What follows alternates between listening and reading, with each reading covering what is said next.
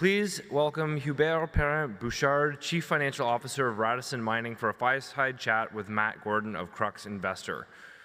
Radisson Mining is a gold exploration company focused on its high-grade O'Brien project located in the Abitibi Greenstone Belt of Quebec. Welcome, Hubert and Matt.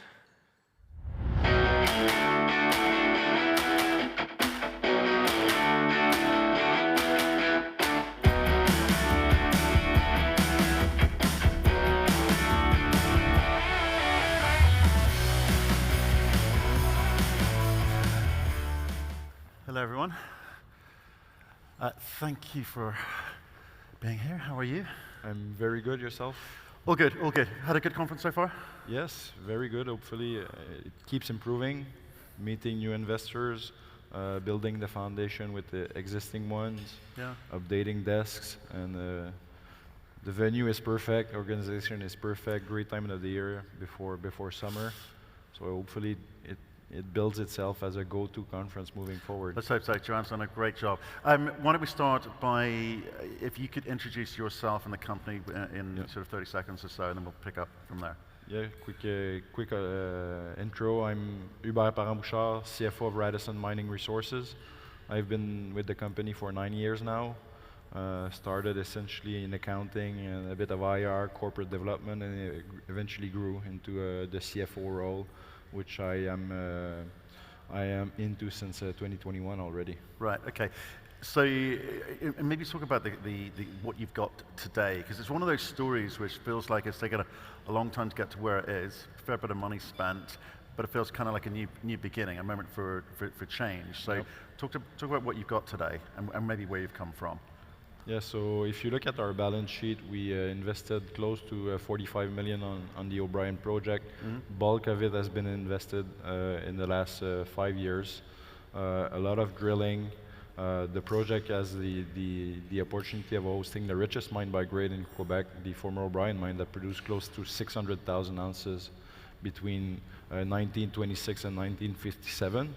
And the idea back in 2019, after reinterpreting the old O'Brien mine, was that we could replicate those prolific infrastructures every 300 meters or so moving to the east, which we were able to do on what we call high-grade trends.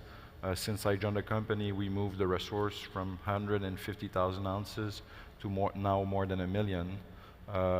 And we are on the cusp, I believe, of showing that there is a mine there that will eventually be one of the 700 projects that is eventually developed and becomes a mine. Okay, now like you say, it kind of feels like a story which people haven't kind of caught on to yet, in the sense that you spent 45 million bucks on the balance sheet you're talking about. We're setting a market cap of what? Market cap is around 60 million. We have 6.5 million in treasury. The bulk of that will be invested in drilling and ongoing studies for permitting as well. So I feel like we're not getting much of an appreciation in terms of valuation of the asset, given the quality ounces, the infrastructure is in place. You know, we're halfway between Rouyn-Noranda and Val-d'Or, near a provincial highway with power grid that is directly on site. So a clean source of energy, low-cost energy as well here in Quebec. So I think there's a lot of work to be done at O'Brien. There's a lot of potential to keep growing the asset, and there's some work to be done on the company valuation as well. Absolutely, and I would encourage people to look at your PowerPoint presentation. It's all laid out there. Some great pictures which demonstrate, you know, where you are in terms of road, power, etc. It should be good. People, like I say, I'll keep coming back. They're not catching on yet. But you've got you appointed a new CEO. Matt. Matt Minson. What's the brief for him? Matt was appointed actually on Tuesday. He'll join the company officially. That's why he's not here. Yeah, right. Okay. Exactly. He'll join the company on July 1st officially. He's coming off the sale of the Valentine Gold project from Marathon to Calibre Mining recently for, I think, 350 million. He has built 3 mines over the course of his career. Background is in geology, so he sees the foundation, you know, at O'Brien to I guess, keep growing the company valuation and look at synergies, because there's a lot of, there's a lot of, I would say, availability, and most assets are still trading at a very low valuation right now. Totally, but so are you. So it's kind of a case of first things first. Let's get our house in order. You've got a super high grade. You've really got. I mean, that's that's a 10 absolute grams per pleasure ton. to have. That's a nice problem to have. But for him coming in and as a mine builder, he's got a lot of stuff to do between now and being able to get into production. I think first of which is show the scale of the opportunity in front of you. So what's the plan? Well, last September we announced a 10,000 meter drill program, and the approach was to continue to grow the resources. We've recently announced the expansion of that drill program, so we're using a 70-30% approach, where 70% of the drilling is being done on low-hanging fruit targets to grow and improve the resource area from surface down to 600 meters. But we're also the remaining balance is on step-out targets and exploration targets, and it's quite exciting, because for the first time in the company's history and the O'Brien project history, we'll be drilling the depth extent of the old O'Brien mine, and also stepping out below the resource area down to 1,300 meters. So in Abitibi, projects have an history of getting better, higher grade at depth. So hopefully we see that at O'Brien as well. So you're going to get after at depth. So it's currently like from surface down to, we're showing about 1,000 meters so far. 900 meters. 900 meters, right? Yeah. Okay, and still open below that. Still open. Still open. Okay. We have 5.2 kilometer on the Cadillac break. The resource area is open below 900 meters on 2 high-grade trends, and 500 meters on 2 others as well. Okay, so let's assume you can continue finding high grade and the drill program goes quite well. In terms of, because I don't know the Abitibi so well, in terms of the kind of permitting process, I guess you're into that. How long does that process take? That's a good question, because it's an important part of project development. We've been working on the environmental studies for that project since 2019. Right. Already we have the bulk of the permits required for underground exploration, which would include a bulk sampling program that needs to be integrated in a future mine plan. So these studies are ongoing, and we're upgrading those studies in order to eventually gain the construction permits as well for the mine.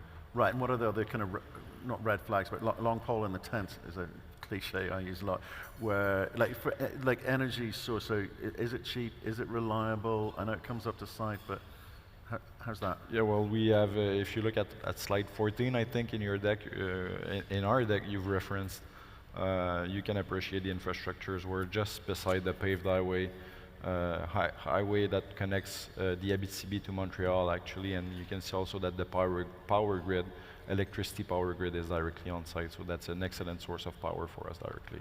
Right, okay, and obviously a lot of big players around you, and it's obviously got the history going on there. So in terms of when you're going into the institutional investors, I mean, if I look at the board, look at this current share register, it's it's pretty good. Yes, the company has around 320 million shares outstanding. Yeah. Around 10% is held by management and insiders. Institutional ownership sits at around 26%. Yeah. And the opportunity we have at Radisson, and I think that's part of the reason why our share price has outperformed in 2023, is that we have a very solid base here in Quebec. Private investors, a group of roughly 35 guys that know the industry, around Michael Gentile, our strategic advisor, Mario Bouchard, my father actually, and former CEO, and myself. These guys, they own a core position of roughly 30%, and they've been very supportive in the market and every round of financing. So with the 320 million shares out, we control roughly 65% of the float within 55 hands, so that's a strong attribute for the company. It's a strong attribute, and it has liquidity. Yes, it has right now. You're happy with that?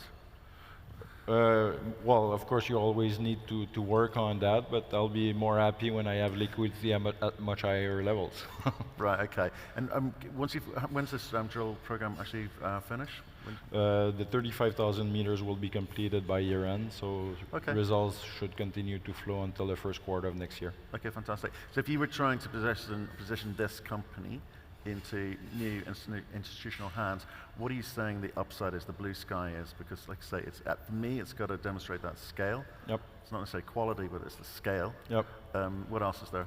Well, we've reached, that million-ounce target here, and we're not talking about a million ounce at 1 gram. You're looking at 10 grams per ton. So the idea is to use that drill program to show the potential at depth. Hopefully hit something even better than what we have. I don't see why we would not hit at depth, because the vertical continuity of those shoots is very good and demonstrate a path to more than 2 million ounces here. Right, which is obviously on the scale side of things, but getting into the economics and demonstrating that is important, because as you say, it's a very different project from, say, 1 gram per ton project. The margins and returns should be significantly higher. When can you get to a point where you can say, we know what we're going to be able to produce? Well, if you look at the average hit rate at O'Brien, 3 out of every 4 holes have hit grades above 5 grams per ton since we started drilling that in 2019. We were able to add 3.1 ounce per drill meter, and we're benefiting from very low exploration costs. We're drilling on an all-in basis right now at $170 per meter. So we are benefiting from the infrastructure, the location, and the relationships we have locally to be able to generate a lot of value from the drill bit. So if we add, say, another, that 35,000 meters program alone, the idea when we started was to keep adding to the mine life, so we could eventually, support the economical studies towards development. So we're on the cusp, I think, of showing that and getting to that but stage. More likely next year. More likely, like in 2025, 2026, right, okay. And new boss, so we'll discuss a lot of strategy. Well, but that's the interesting bit. As a mine builder, I quite like that, because he's going to have a view today of where things are going to be positioned, I suspect, very, very quickly. But I think the market needs to understand that too. So things like network, have you done any, or will you be doing some this year? We are currently upgrading those studies as well on the metallurgical front, so there's questions to be answered on that front, designing the optimal flow sheet and all the environmental considerations as well. So we're working on that front as well. So advancing the project on all fronts. Okay, fantastic. Well, look, I think it's a great new project. It feels like a new beginning for this company. I look forward to seeing what you do with it. Thank you very much, Matt. Thanks. Thank you, everyone. Thank you, everyone.